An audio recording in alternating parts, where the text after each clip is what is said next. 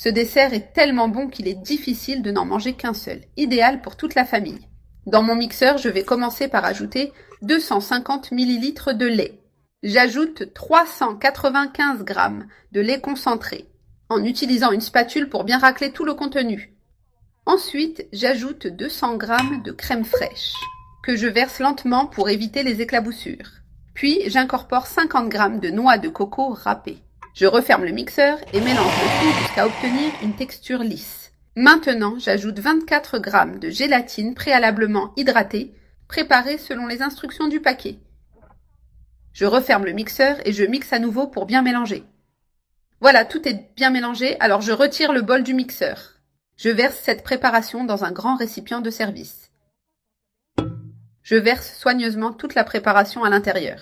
Ensuite, je commence à remplir des petits verres jetables. Je les remplis jusqu'à la moitié environ.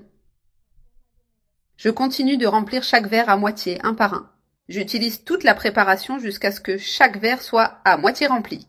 Cette quantité est parfaite pour recouvrir chaque verre. Je remplis tous les verres de cette manière. Voilà, tous les verres sont remplis à moitié. Je vais maintenant les placer au réfrigérateur pour que la crème blanche durcisse bien.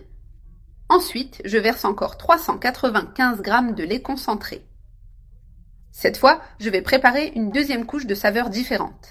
J'ajoute 200 g de crème fraîche et 4 cuillères à soupe de cacao en poudre.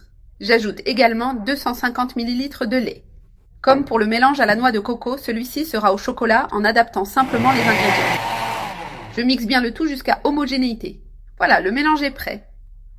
J'ajoute ensuite 24 g de gélatine hydratée.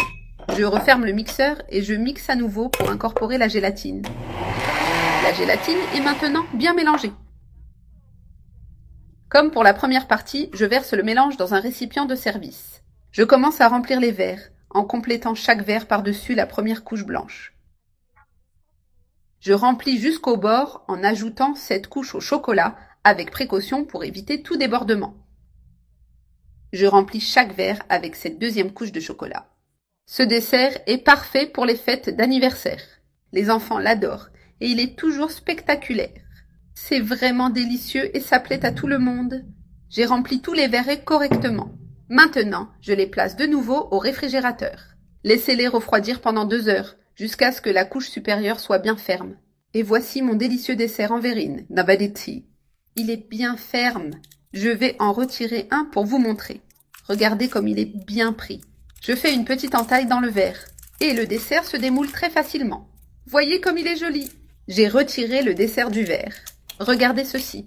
Maintenant, je le place dans mon assiette. Ce dessert est absolument merveilleux. Il est vraiment parfait pour les anniversaires ou pour toute autre occasion spéciale.